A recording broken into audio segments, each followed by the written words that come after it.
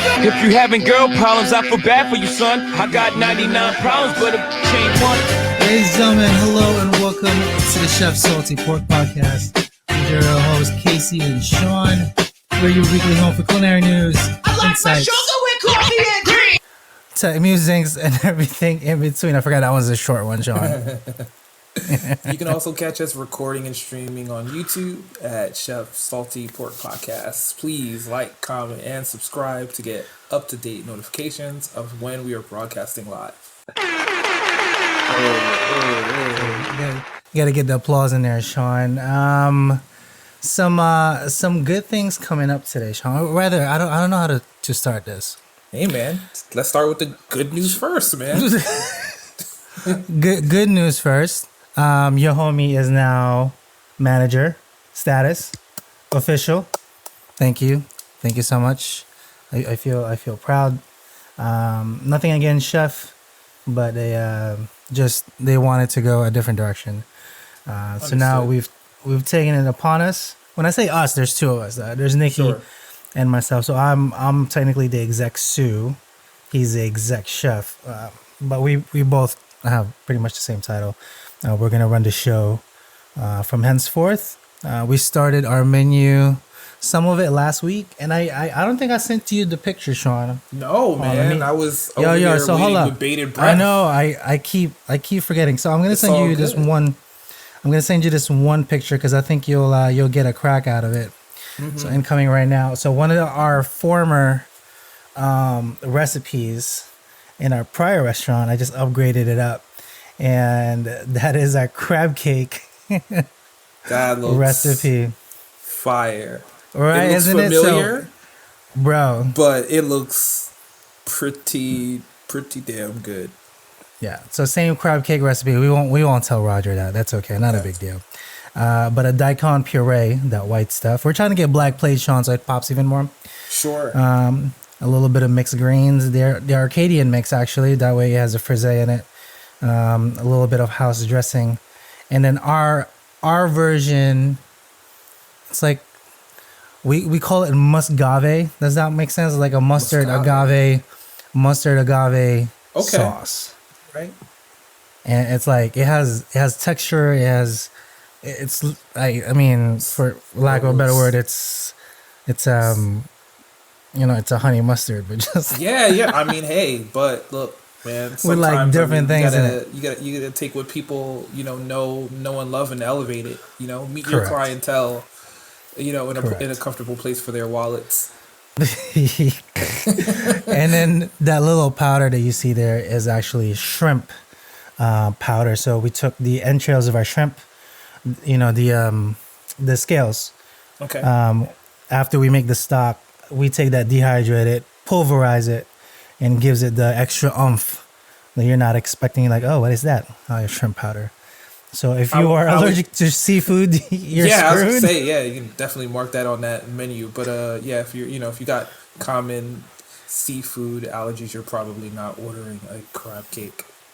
But can you tell the folks how you're dehydrating the shells? So to dehydrate the shells, there's two methods. We actually have a dehydrator. Sean, we're fancy, bro. So we have a dehydrator at the restaurant. It's I don't know. It's like a 2.5 feet by 3 feet by 2 feet box that just plugs in, and it has a 12-hour setting or a 24-hour setting. So whatever you put in there, it will optimize whatever airflow. It will just dehydrate whatever items you're in. But if you want to do it without that, just stick it into a 150-degree oven. If your oven can do that, on a low fan setting for like 5 or 6 hours if you can. But the dehydrator, obviously, you don't have to monitor it. It'll just do its thing. 12 hours later, you're done. But if you can do that with your oven, absolutely. So that's how you would mimic the dehydrator. So yeah, man, we're doing something. So a lot of that style, a lot of the newer school, because we want people to come in for a different experience. Like I mentioned this. Sure. Like last week, right? Yeah, you don't want to just make what the next door neighbor is making down the block. That's not enough. I don't think that's enough to get people. They got honey mustard over there. They don't have a muscave emotion. They don't have exactly. muscave. Yeah. So it's things like that. So we're moving into that direction. I'll show you some more pictures because we are rolling some new items this week specifically. Nice. So Nikki was there today to prep most of the stuff. I'm off today. And then my second part to that really quick, Sean. Sean, your homie is now vaccinated. Hey, let's go, man. If you haven't already, if you're in the state of New Jersey, April 1st, they released quite a slew of new eligibility for a lot of things, but more specifically for healthcare. Not for healthcare, for restaurant workers also. But I had Caitlin help me out on that end altogether. So I got my first shot today. My arm feels a little heavy. I don't feel anything else other than that. My arm feels heavy, and I got the Moderna version. I know you were gonna ask maybe somehow. I wanted the Johnson one. They don't have it just yet. So just the two things for now. But I go back again in about a month. Awesome. So May 6th. Awesome. Yeah. So hopefully I don't die. That's all I can say. Yeah, man. At the very least, we hope for that. Oh, but how are you doing, Sean? I know I haven't seen you in a week. Yeah, two weeks. Yeah, you haven't seen me in 2 weeks, but you actually saw me. Yeah, in person. Yeah. So we had your wife do the due diligence, and so it was Sean's birthday a couple weeks ago, right? And your wife reached out to me. I didn't realize she reached out via LinkedIn. That's how she got my phone number. That's her social media platform of choice. Yeah, I was like, everything is I through forgot. LinkedIn, man. Yeah, because a hustler's that's ambition. a different. Yeah. I forgot I had it in there. Now I understand why people would call me inquiring about work, and I don't know how they get the phone number. That's probably why. Yeah. So she messaged me. She's like, "Hey, Sean's wife, we're trying to do a surprise party, couple weeks. Would you be interested?" I'm like, I'm there. Let me know when and where. We planned it. So we got to a Korean barbecue here, Jersey side. And Sean was, so here's what I was telling Kaylin, right? We pull into the spot. And I'm like, "Babe, he's going to see the car." She's like, "What do you mean?" I was like, "Babe, I have a Subaru." She goes, "Everybody else has a Subaru." I was like, "No, I don't think you understand, babe. I'm the only one in our circle of friends that has a Subaru that he knows of." He would spot us in a second. Yeah. So you pull up. She's like, "Oh, I think that's Sean. I can see the hat." I was like, "I told you, he's hot." And then lo and behold, there you guys are. So it was a happy little thing, man. It was great. Yeah, man. It was a very good time, man. I can't say it again. I know I said it in person, but there are very, very few people that I would have wanted my first real outing post COVID to be with, and dude, you were at the tippity top of that list. It was very, very thankful for her to put everything together, and very excited to see you and Caitlin in the flesh, man. And I know you guys are like second family, so I was just like, oh my god. Shout out to V for almost keeping a secret. She kind of blew it earlier that morning. Like I was running around doing some errands in the house, and she was like, "Oh yeah, well, I'll see Casey and Caitlin later." And I was like, "Wait, what?" But like, as I'm moving around, I didn't put two and two together until we were already in Jersey doing some other errands, and instead of making the turn east back toward New York, we were headed north, up toward where you guys are, at. And I was like, "Oh, okay, something's happening. Something's happening." But yeah, it was very, very good to see you guys. Very, very good to see you guys. Oh, it definitely was. So we had Korean barbecue. It was an awesome experience. Haven't been there in a long while. Yeah. So it was just interesting how they kind of set that up, because it's an all-you-can-eat kind of thing, right? So you didn't know how they would set it up, etc. But it was still good. It was delicious. So shout out to your wife. I appreciate you, wife. So I was sharing with you as she was texting us. She's like, "Hey, 10 minutes away. Don't text back." I was just like, what? Yeah, because this is one of the few times where obviously, usually I'm driving when we're moving around out there. But she was driving, so she had her phone up on the dashboard, for GPS purposes. So yeah, if any texts had come in, I probably would have seen them. Got it. Is it the when you get a text, does it speak back to you? Is that the type of dash you guys have? We do, but it's not like her. Like her phone isn't set that way. But it would have definitely like interrupted the music that was playing or the podcast that was playing or whatever it was while we were driving around. Yeah, mine does the whole blimp. Sean texted you, or I have V as Sean's wife. V, Sean's wife texted you. Blah blah blah. Don't text back. I was like, okay. That's random. Oh man, your wife is hilarious. Yeah, man.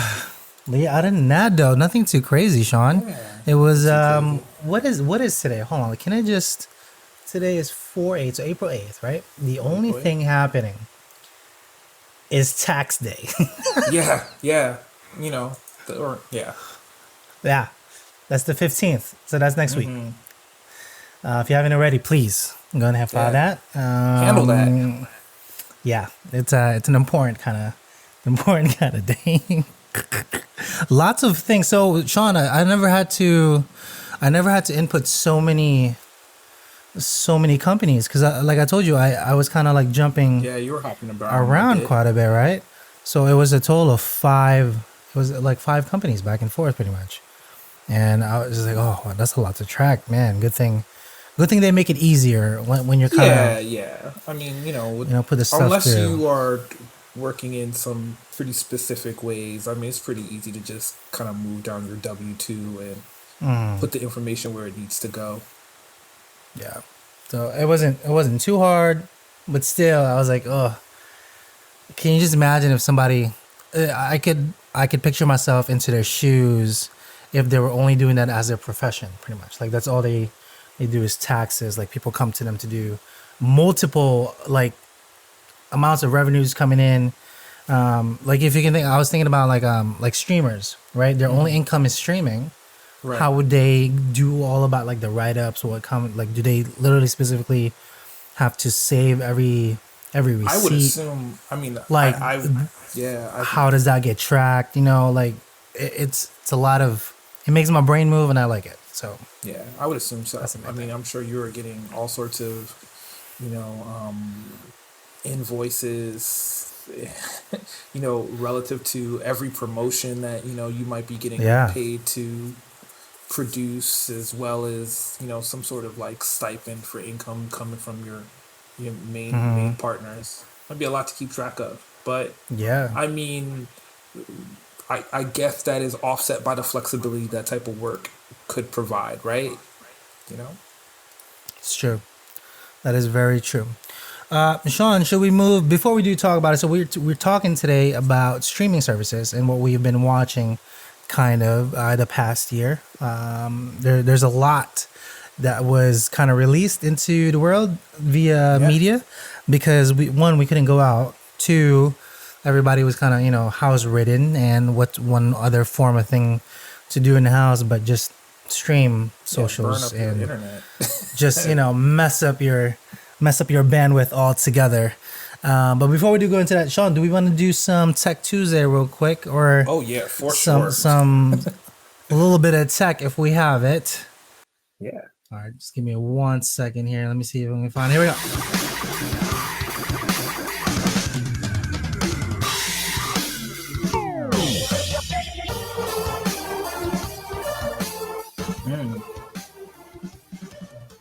Such a yummy intro. I love that thing.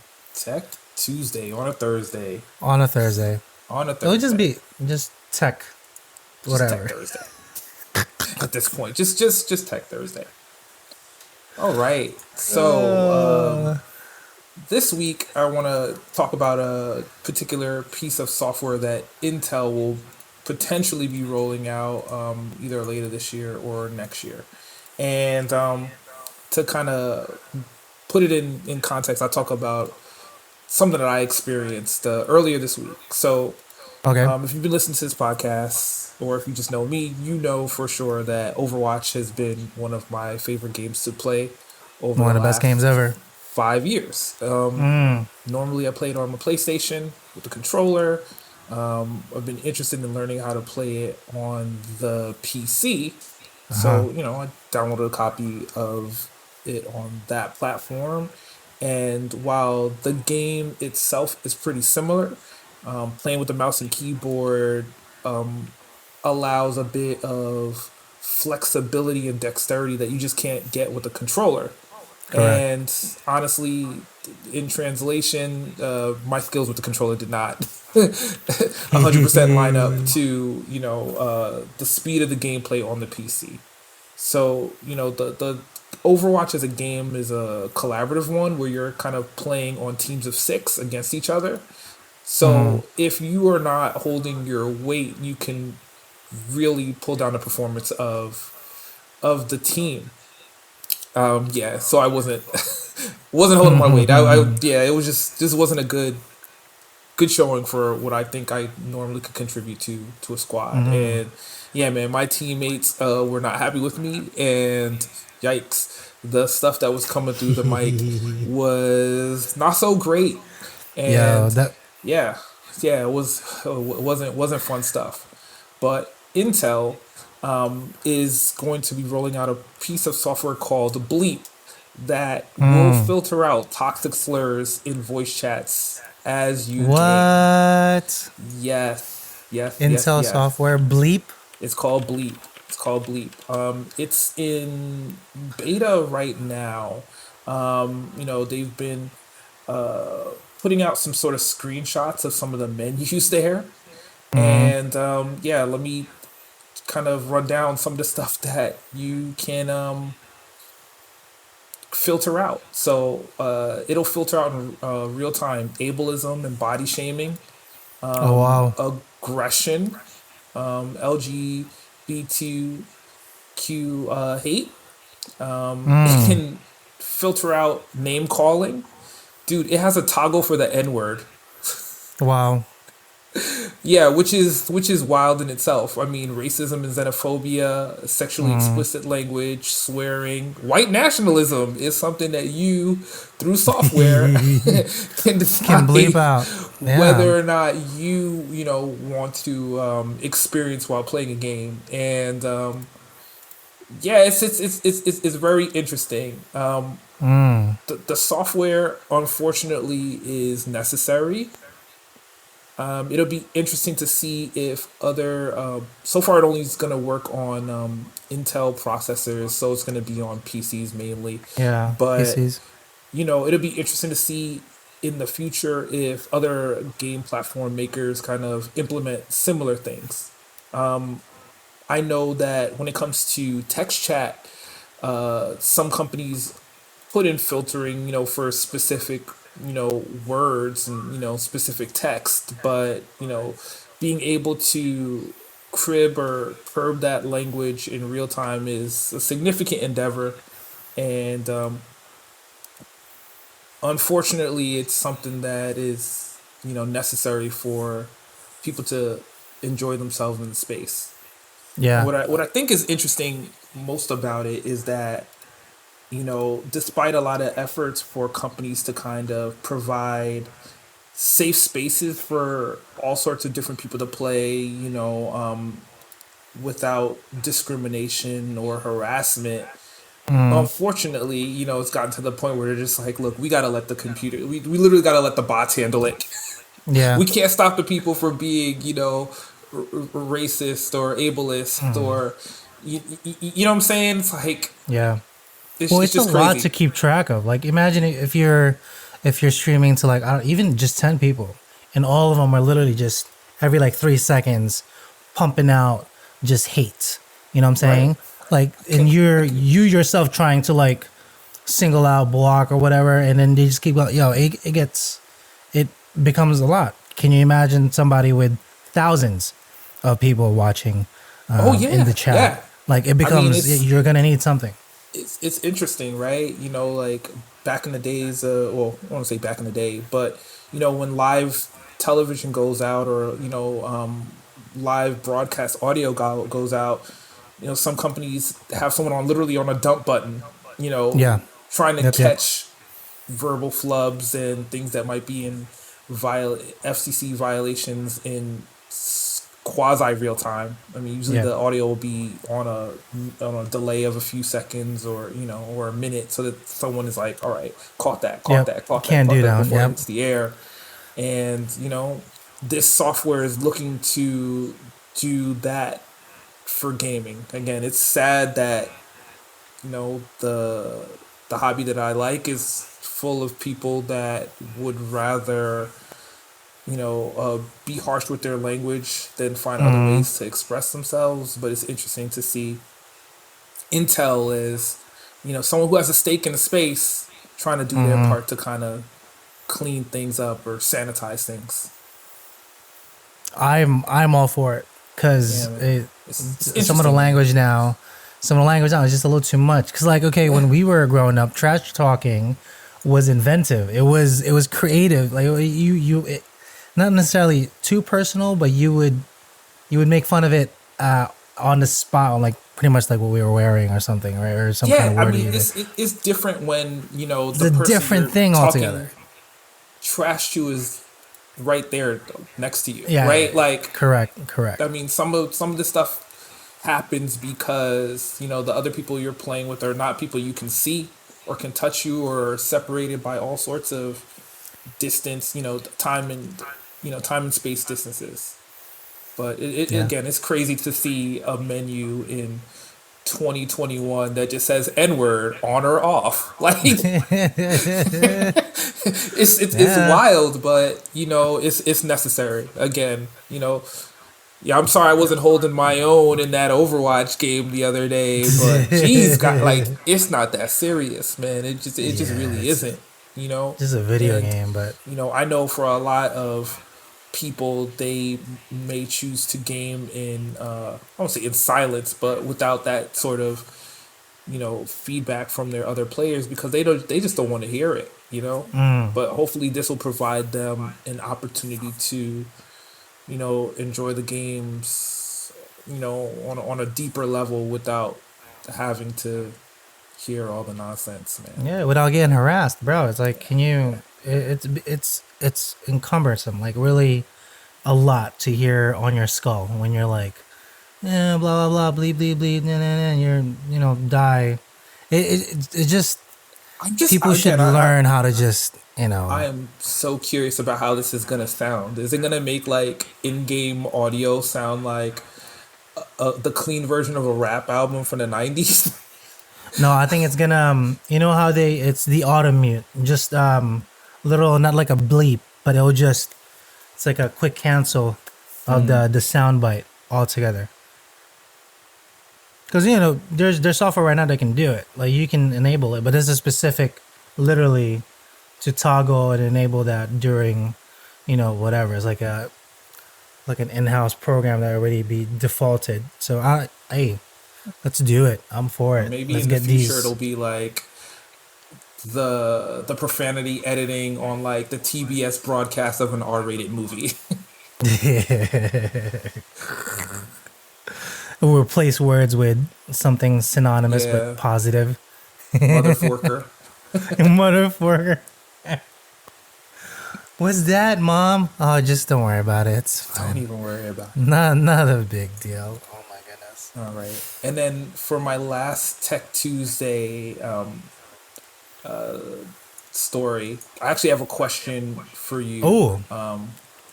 I'm ready. So Elon Musk happens to own a company called Neuralink, and in a Twitter post from this weekend, one of the top execs over at Neuralink says offhand, we could probably build Jurassic Park if we wanted to.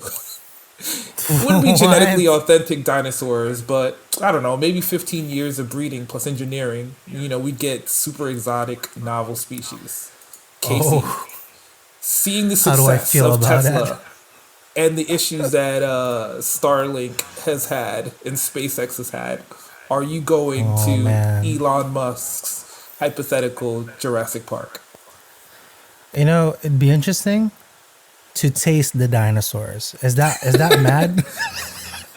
It's like, what kind of protein would that taste like? What kind of fat would be rendered It's from those? it's gonna taste like You chicken. know, is that weird? No, it's like it tastes like fucking chicken, Sean. It's good. It's gonna taste like Chickens are something. little dinosaurs. Have you had an alligator? You've been to the bayou, right? You've been to Louisiana. Have you had their conch fritters like made of the alligator? I have. How do you feel about them? How do you think they tasted?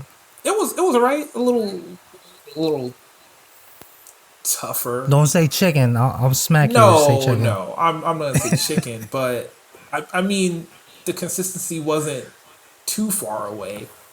Got it. It to me, it felt like fatty, sinewy, like beef, but not a beef taste. Like a game, like a specific game, but like sinewy. But I didn't mind it. I was like, okay, cool. That's what an alligator tastes like. I don't mind it. I'd mess with it. So now you piqued my interest. So you're telling me you're going to Jurassic Park to have like Yo, to have a fucking T-Rex meal, bro. Stegosaurus Come on now. legs. Yeah. Why So not? are you going Imagine to that that's like the Dairy braised. Museum to have a burger? Yes. Yes. Like a Velociraptor burger. Okay. Yes. That sounds ideal. Yeah, Just I mean, chop look, it up yeah, all a Velociraptor fine. burger sounds pretty tough. Like you Like, are, That sounds rad. Like you're for getting one of marketing those, you're sakes buying a too. T-shirt from the gift shop. Yeah. A little claw on it, you know? Yeah, It's of just like course. They definitely have to. Make, I'd be like, down. The claw Yeah, has the like- spike, to hold the burger intact. Like instead of like having the knife come through into the plate, just the little claw instead. Velociraptor claw. Yes, he told you I right like now. Okay, Mark, Elon alright. should listen to us. These are But prime it's ideas. hypothetical. It's hypothetical. But you know for sure. They're just like we could do this. I mean, hey, they already put out the roll call for 20,000 people to move to Texas, right? That little strip of Texas for their SpaceX thing. I mean, it's happening. Maybe towards the end of our lifetimes, right? So our offsprings will be able to have that experience by themselves by the time they're 20s. Maybe we'll see it, or maybe if I live to be 100, I'll get to taste some dinosaurs with some dead, some non. Maybe that's the protein of the future. Like we got it all wrong, right? Like we're chasing impossible burgers Yes. and plant protein, but actually we should just be eating dinosaurs. Okay, you keep talking about plant protein. I still gotta send you that fucking impossible burger. I'm waiting for it. It really does taste good, John. I'm telling you. Like it tastes delicious, especially the sausage, the impossible sausage. I got so excited I couldn't even speak. It doesn't have an aftertaste, but it has a different texture than you would. The burger will taste like a burger, like even the texture, but the sausage is a little different. Okay. It tastes better, but the texture is a little off-putting. Is that I don't know. You just don't worry about it. It's good for you. So what It's flavor healthy. profile, like for your impossible sausage, what flavor profile were they going for? In The sweet the Italian texture? sausage. Okay. Yeah, all the right, so sweet fennel Italians. Okay. You could definitely see the phenols and all the spices in there. It's just I think maybe the process of which they reconstituted the soy proteins. It just because it's not fat, so it's trying to mimic fat, Sure. but it doesn't have that, so it has like a different. I don't know how to explain it, Sean. Was Almost was it like- packaged in casing like a sausage would normally be, or was it like ground? Yeah, in Oh, its wow. own plant-based casing too. Like it's nuts. It's literally just like a sausage. I'm trying to think right now. It's like tapioca. That's what I meant. Like tapioca, like instead of the fat. Okay. So like the same thing that you would taste in the boba, like the boba balls, the boba drink rather. Those little balls, pearls, are tapioca. They trying to mimic. I'm pretty sure it's like part of it too, because that's what I taste and feel in my mouth when I eat the sausage. It's a weird thing. That's how I process the taste when I taste something new. Potential future in which we're sitting at a cafe on Mars, dining on Impossible sausage and eating some Stegosaurus eggs. Yes. Oh my God, that'd be great. Imagine just like a big omelet. Right. And if you I'm don't, and down if you for know, it. and if the table next to you doesn't happen to like their food, you can tap on your Intel Bluetooth headphones and filter out anything that That they're is saying right there. that is all you'll need, like all throughout. But it's such an amazing, it's an amazing time to kind of be, you know, be in this planet because there's so much things happening, you know, minus the whole 2020 part with the COVID thing. But Hey man, just saying, like technology wise, vaccines are rolling out. We're bouncing back. you know, We're it's bouncing kind of back. it's a lot of in there. The vaccines are rolling, so hopefully everybody will get vaccinated soon, and we can get to a little bit of normalcy. Hopefully soon, sooner rather than later. But other than that, Sean, let's talk about some shows. Sure. So we're talking about some streaming things, but more specifically, I know we both mentioned some Korean dramas, right? But I'm trying to actually look on my Netflix here on what, because I forgot what there's that one show I really wanted to tell you about, but I completely forgot the name of it. It's on Netflix. It's that robot show. It's a movie.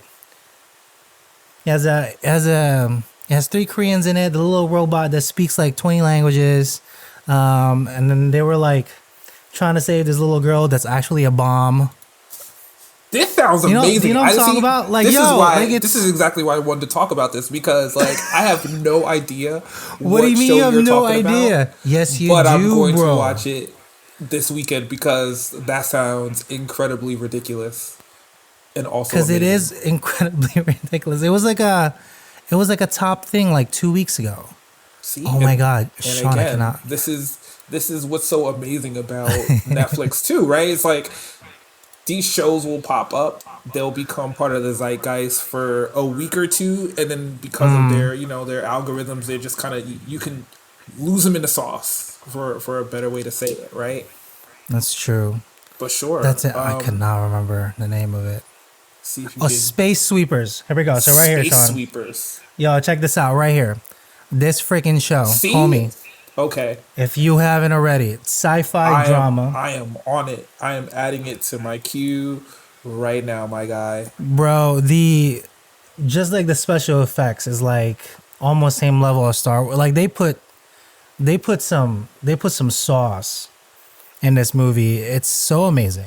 So that's the movie I'm talking about. So the three Koreans, they're kind of like junkers, and then there's the little robot that's also with them that speaks like 20 bajillion languages.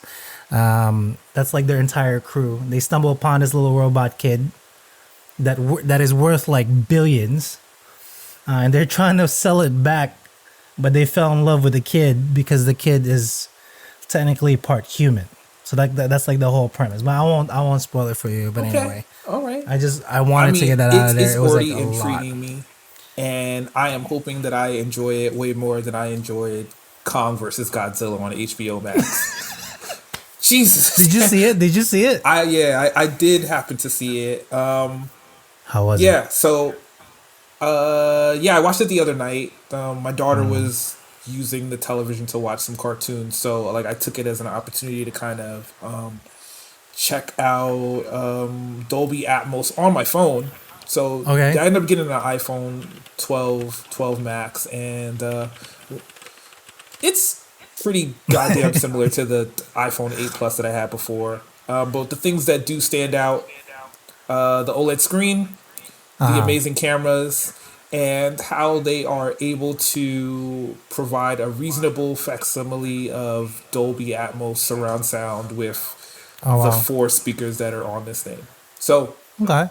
yeah, so I ended up watching Kong versus Godzilla, and you can take my opinion with a grain of salt because I did not watch the prequel Godzilla film or the prequel King Kong film, but familiar with the characters.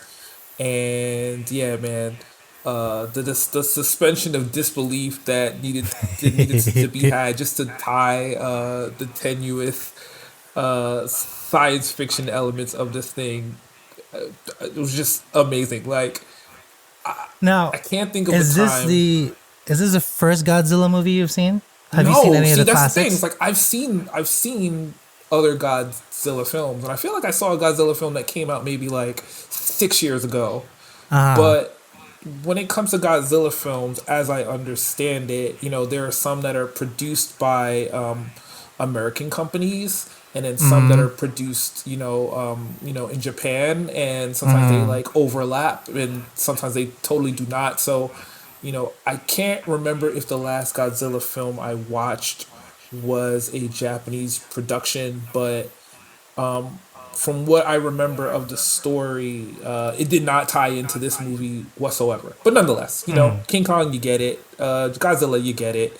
And they're gonna fight, and they do. But yeah, man. I mean, I can definitely say that I didn't want to turn it off, okay. but I will probably never watch it again, man.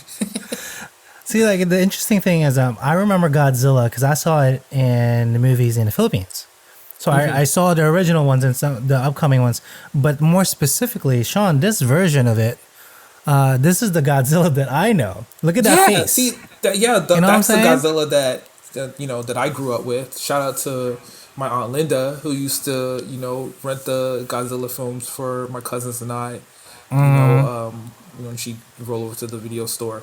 But yeah, when they were using big rubber suits and Yeah.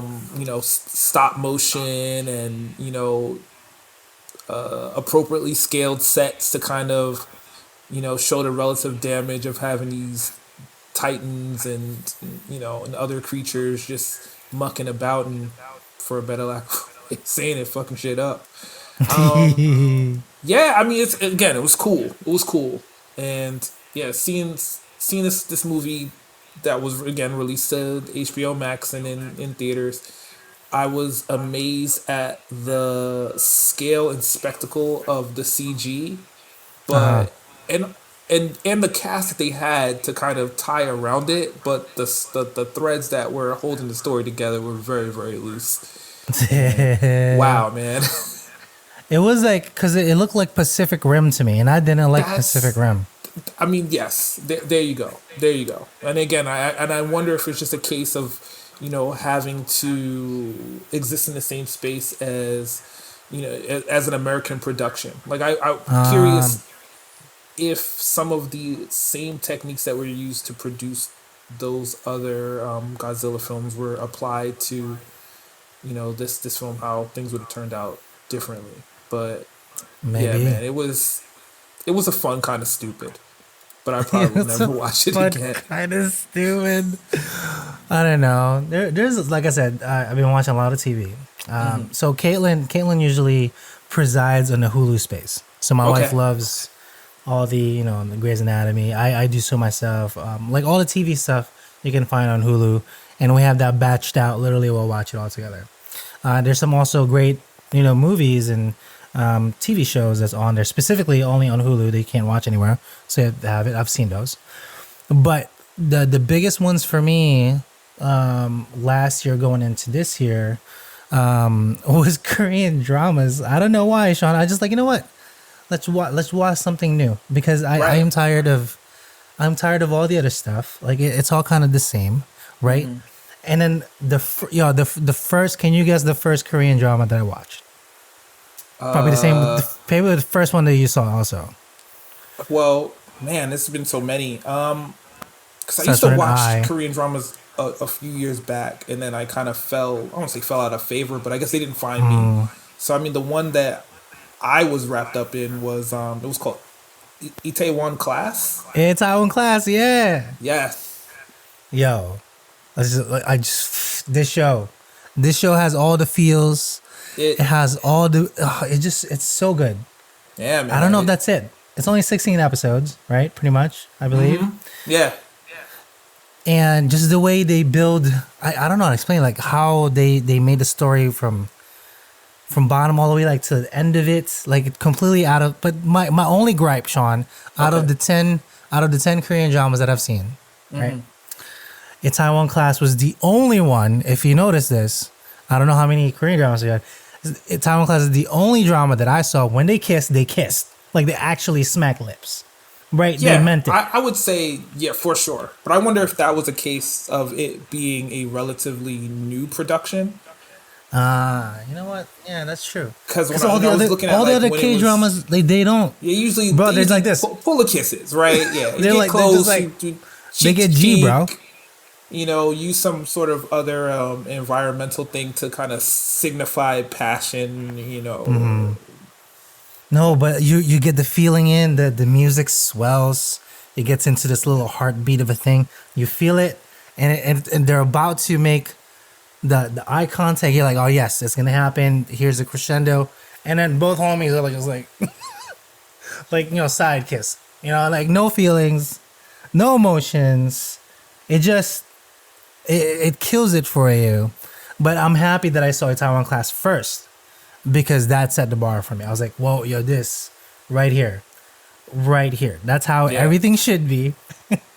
So we'll give a quick synopsis for Itaewon Class. So for the most part, this is a revenge story about a young man who loses his father in a car accident.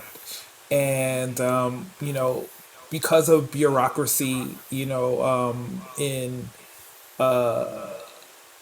the chaebol world of Korea. So that's like the families that kind of establish and maintain like the largest companies in Korean business. They're gonna, just like in the United States, like large corporations obviously have some significant sway when it comes to politics, as well as unfortunately legal matters. And this young man is sent to prison, and he endeavors to make his way through prison, pay his debt to society, and build a business that's going to rival the family business that sent him to prison and unfortunately killed his father. And yeah, man, this is 16 episodes and it goes a lot of different places.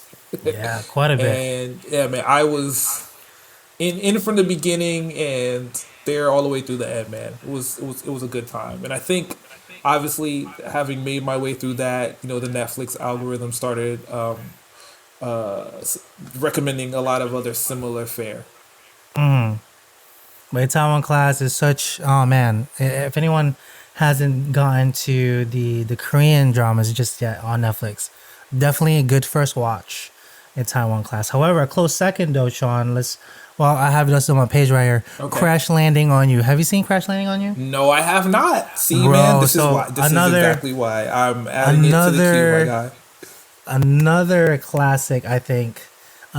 Perfect, almost perfect storyline. So, as you know, North and South Korea are separated by borders, right? Mm-hmm. So the leading lady on this show, to begin, she started from North Korea. She did like a backpack, like where you like paraglide for a little bit. Okay.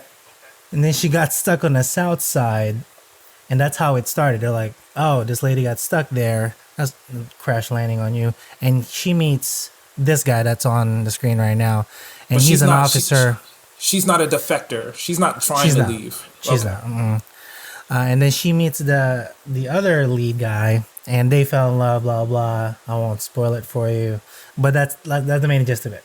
Without having to tell you much, bro, there's so much story in this. I was gonna say anime, but this Korean drama, but it just feels so good. It felt so good when they finally, like, it was like a perfect ramp up. But then again, like I said, it's Itaewon Class, right? Full on passionate kiss. But when these two, I'm gonna just leave it like that. All right. There's a few more that I've watched that I can show you, but this one I'm on right now is called Startup. I think you would like this, Sean.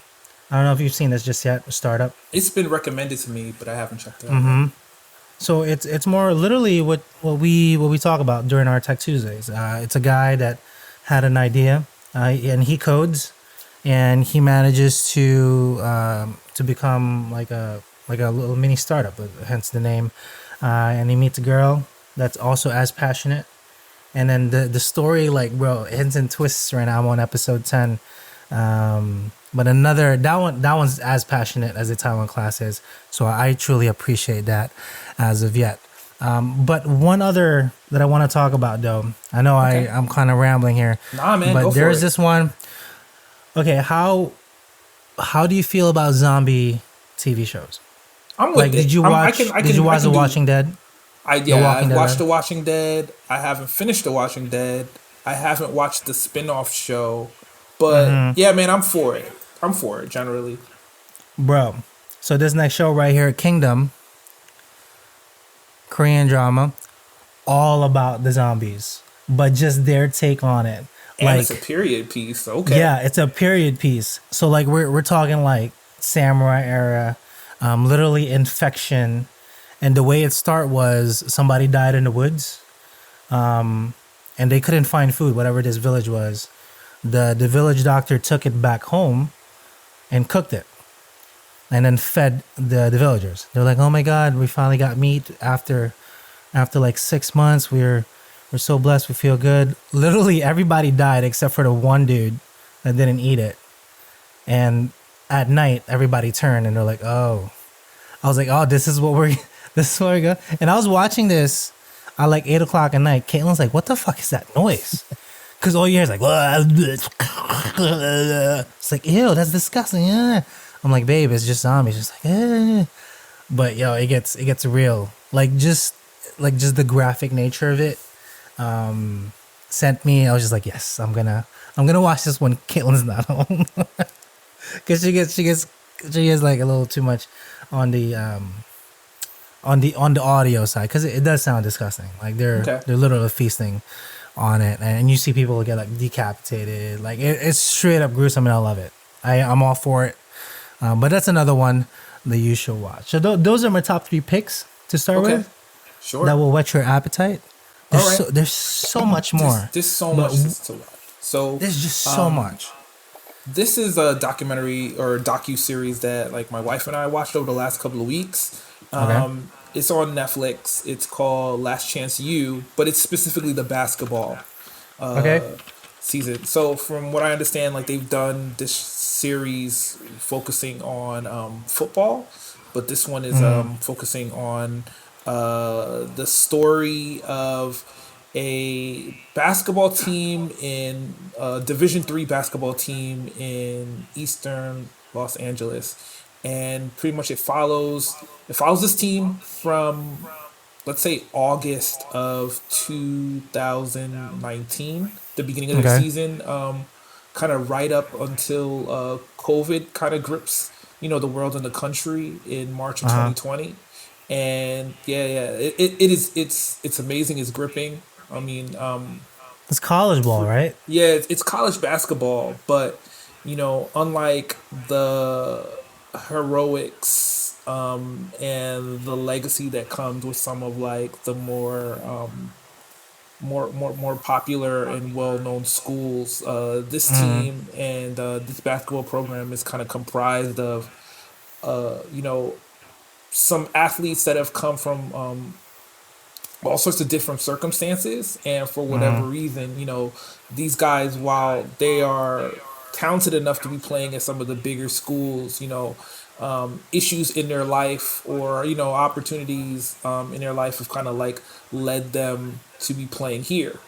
And unlike other schools, like these guys are all coming to this team to build some success for themselves or work on their academics so that they can transfer out to larger schools and either continue their education or potentially build upon their basketball resume to kind of see where it's going to take them. And Oh, man, it's gonna add that to the list right now. yeah, it is. It's gripping. I mean, it resonates with me. Obviously, I love basketball. The head coach of their program definitely reminds me of some of the coaches I had when I was coming up. But I think if you are giving it if you make it through one episode, you will see it through the rest. And I would definitely say that while you might be able to appreciate it a little bit more if you know about the nuances of basketball, this it's not even really about that at all, man. Yeah. It's about 12 or 15, young men and the coaching staff, all at kind of the nexus of their lives and trying to make the most of the situation that's afforded to them. And, I definitely wouldn't want to spoil where it goes, but, I definitely feel that it kind of stands as, a document of a lot of what the country was going through by the time the series, or rather this particular part of the series, wraps up. It was amazing. It was amazing. And I could definitely say that sometimes it's hard to get V to watch like basketball stuff with me. Like, she'll pay attention during like the playoffs, Yeah. but she was like grip, like we were glued to the couch Yeah, powering there's a through. story, bro. Like, Yeah, because it was heck just, yeah, again, man. and it's real. Like, it's not put on. These are, you know, young men and the coaching staff, all fighting for the opportunity to better themselves. Mm, And I don't see how anyone could really like watch that and not be entertained, enthralled, and walk away empowered to kind of do what they got to do. yeah, That one was really, really, really good. was pretty sick. Did you also see the Jordan one? Oh This one's yeah, pretty of course. tight. Yeah, Yo, yeah. So yeah, the Last Dance we watched yo. last year when it originally aired on ESPN. And look, man, during the pandemic, obviously there was a significant pause on produced television because Mm, people couldn't get together to make the stuff. But that documentary series was almost completed. mm, By the time the pandemic started, and having appointment TV was super duper important. For us in this household, yeah, and growing up as a Michael Jordan fan, it was interesting to see the documentary on his last season with the Chicago Bulls. So that one hmm again is another one I would, if you haven't watched it already, definitely watch that one Definitely a watch. for Definitely a sure, watch. for sure.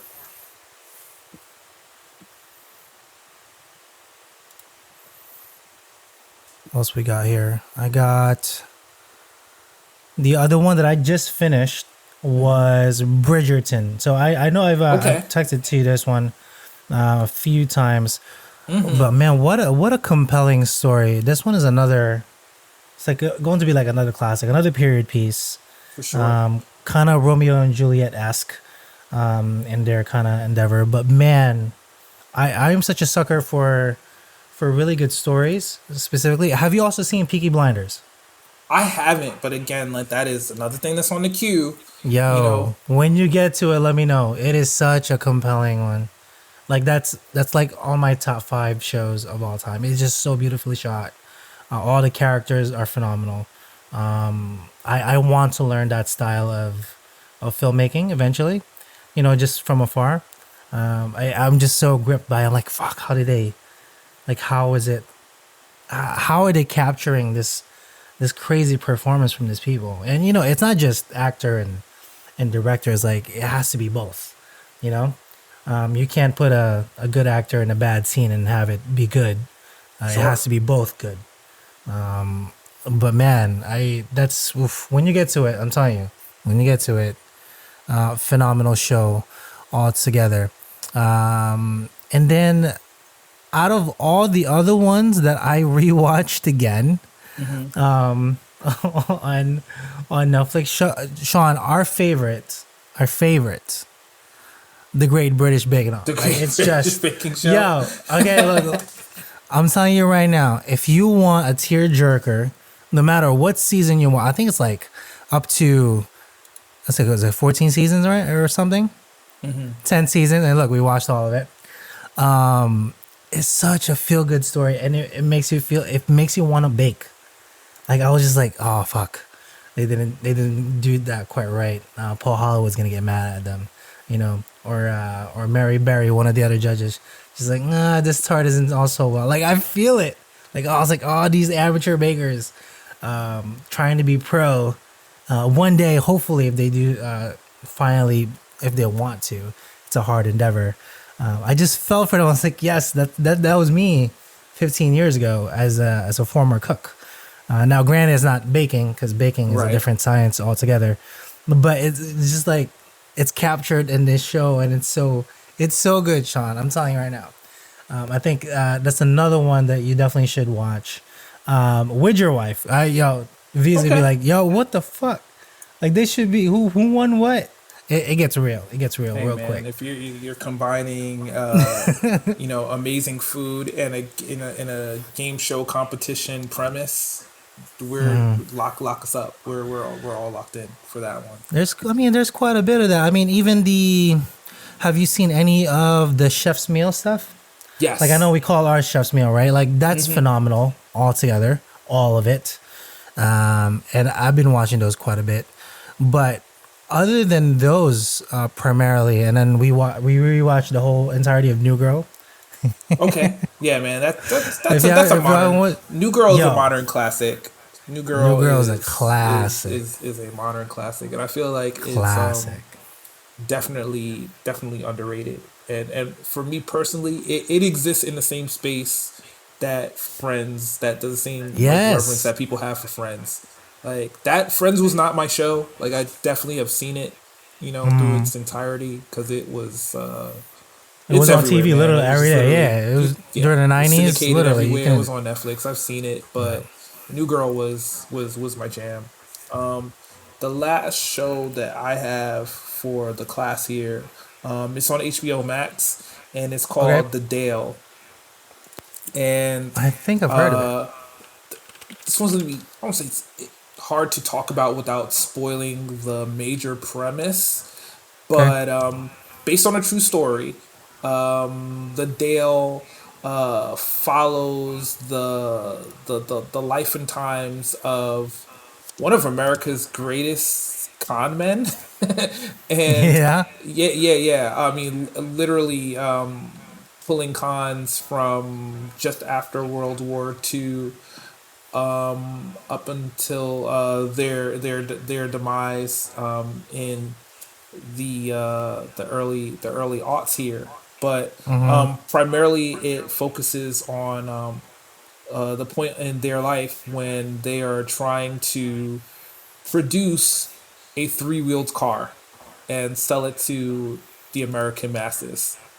Right. And again, wow, I need to watch it. Choose my words carefully as not to spoil much, but this show goes in some amazing places. So yeah, man, if you haven't seen it, I would definitely say check out the trailer.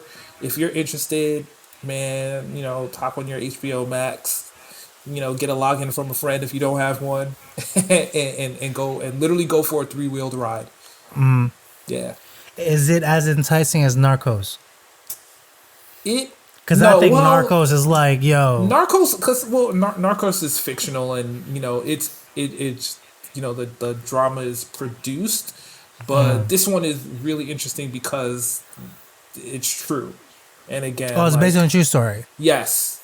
Oh, yeah. I did. I'm sorry, I didn't understand that right. Oh, got it. So again, like there's a lot more to talk about this show in particular, but I feel like getting into it will kind of like ruin some of the major conceits, about the person and the family that it's focused on.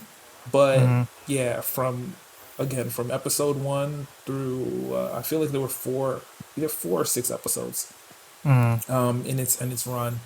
But yeah, it was awesome, and kind of shows what people are capable of if they can convince someone of something else. Hey, I am all for it. Lots of different shows, lots of different vices. There's Hulu, there's HBO, there's Disney Plus. Yeah. We didn't even touch on that. We didn't even talk about Disney Plus. Yeah, I mean, there's Amazing Mandalorian, The Mandalorian, WandaVision. It's just Yeah. it's a lot, my homie. Like it's There's a lot of quite a bit. stuff. I mean, I started using Paramount Plus the other day, and the catalog they have there is ridiculous. I mean, it's like Yeah. everything that was on BET, MTV, CBS, Yeah, we'd have VH1, the it. Smithsonian, Nickelodeon, like their whole back catalog, as well as like newer content produced for the platform. And then, if depending on the tier that you're paying for, you can actually stream some of your local CBS stuff in real time. So kind of like looked at a little March Madness there, and just checked out the news just to see like the quality versus the cable. But yeah, man, we are not for a lack of options, and I feel like I didn't even mention anything for Hulu myself, but Yeah, no, yeah, it's the just a content lot. is there. Oh yeah, on Hulu, what did we watch? Pen 15. Pen 15 is amazing on Yeah. Hulu. That is definitely true. Cobra Kai just on this I was didn't realize. released See, I remember when Cobra Kai was like it was was on on YouTube. YouTube, like YouTube Premium. I didn't Yeah. realize They it could switched it come over. to Netflix. I gotta check that out as well. The Shout out Witcher, to if you Kim's haven't, Convenience. yo, Kim's Convenience, they just canceled the Yeah, last other the season. next season's the last season, so looking forward to that. Um, Great I'm performances on that I'm show. so mad. These are just my watch it again kind of, right? So Mm-hmm. Peaky Blinders, Last Kingdom, The Magician's also a good show, but there's quite a slew. Like I mentioned, there's a lot to watch. There's a lot Yeah, I to love kind of take your Atypical as well. space. Atypical is amazing. Um, as many of the food things that I can watch, I'll watch. But I'd rather watch better, more feely kind of things because I see food, at work Yeah, yeah. every day anyway, regardless. But I'd rather I mean, see I something. can But I can honestly if say it's that when I was in the kitchen, when I was out of the kitchen, like I did not gravitate to food related content. Like now I can appreciate it more. I just felt like at the time I just seemed to like separate myself from yeah, it's too being much. It becomes too much. in that headspace. It But definitely yeah, is. now I can appreciate the nuances and significantly better. All right. As we do approach our final remarks, though, I know we didn't do a meal review or any kind of all the foods because technically there's nothing that's going to be happening soon in our line of work specifically. However, I say that May. So we're gonna take the whole entire month of April to get ready for the one day, Yeah. which is Mother's Day. So even You're in my right. restaurant, we're literally be like, here's the menu for Mother's Day. How many do we have like reserved for now? Because it's gonna get bananas. Right now, it won't be the same numbers that we do at the restaurant because it's not a full blown restaurant. It'll be like banquet style. But I think I mentioned this before here on our podcast. In your restaurant, you would do double our sales. We would do stupid sales to begin with. So to do 40 grand on one day and you guys would do almost 50 or 60, Yeah. that's stupid. Like that is a stupid amount of sales just for the one day. And if it lands closer to a weekend, right? We that whole weekend is smashed. Like it doesn't matter. So it's just the whole thing to begin with, and you kind of need to get into that headspace. How much do I need to order? How much do I staff for that week? How much overtime? If there's overtime allotted, blah blah blah. You don't want to run out. What are the promos? These are the stuff that we think about as chefs to get prepared for this. Even a month out, like that's still cutting it a little close. If you haven't gotten all your T's and I's dotted and crossed. So if you are in a restaurant business, get that straight. Like just focus on that quite hard. That will be your next thing to put your headspace in because even if you're just doing to goes, bro, like Mother's Day, like it's gonna get hectic. Other than that, though, Sean, do we want to give them? You wanna give them with an out? Give them like a quick sentence and then just take us on out. Oh yeah. So, like Chef Casey was saying, the world is slowly opening up, and Mother's Day is quickly approaching. So, take this opportunity right now to kind of figure out your plans. If you're gonna do it inside the home, think about the experience you're trying to produce. Gather your resources and do it right for mama. If you're looking to take her out, hey man, do your due diligence ahead of time and see how that restaurant or that excursion is going to be able to provide like a safe space and a great time for you and yours. Like I said, you got a month, so get on it, man. Get on it. Definitely. Everyone might not like their daddy, but I'm sure you love your mama. So take care. Take care of her. Take care of her. Buy them some. Oh, also shout out. I completely forgot about it. It's my mom's birthday today. Hey, look at that! Happy birthday, Mom. My mom's birthday today. I went over, cooked her a meal. She also, the first thing she said, I come in, she's like, you don't text, say happy birthday. I'm like, I showed up in person to cook you a meal. Look, man, it's not real if it's not in glitter text. So make sure you hit your mama with the glitter text, Bitmoji, everything. But I came over, made her meal. We sat down. We spent some time together. Said hi to my old cat. My old cat, poor thing, is no longer meowing. It's growling. It's growling because it's so old. It can't meow anymore. So I was like that kind of a thing. And I'm like, oh, it's okay. You will rest fairly soon. You've been so good. But yeah, I mean, like I mentioned, Mother's Day is our main focus in terms of restaurant. I might do a couple of recipes for next week on what we're doing at my restaurant. Let you know what's happening because we're going live with 7 items this weekend. So we're fully on prepping it, setting it out to the masses, getting some feedback. But it's completely like way left field from the old menu altogether. But other than that, get your vaccine. Sean, can you just tell them where they can find our podcast and stuff? Yeah, of course. So you've been listening to the Chef Salty Chef Salty podcast with Casey and Sean. This podcast can be found on Spotify, Apple, and Google Podcasts. You can find video of these episodes streaming and archive on YouTube at Chef Salty Pork. Reach out to us by email at AskChefSaltyPork, or rather Ask Chef. Jesus. AskChefSalty@gmail.com. You can reach me directly on Twitter at MetroCardX and tell me about how I just messed up the email address. Okay. It's a mouthful. Sean is a little hungry, y'all. Yes. He hasn't eaten yet. We're going to say it one more time. AskChefSalty@gmail.com. That's AskChefSalty@gmail.com. One more time. AskChefSalty@gmail.com. I could have made that email a little easier, but I just wanted to be like, question the format. Wow, I just choked all over it. I'm like, Chef Salty Pod Pork. It's okay. Pork. It's a lot of stuff. Other than that, though, ladies and gentlemen, be safe. Peace out, Internet. Oh my goodness.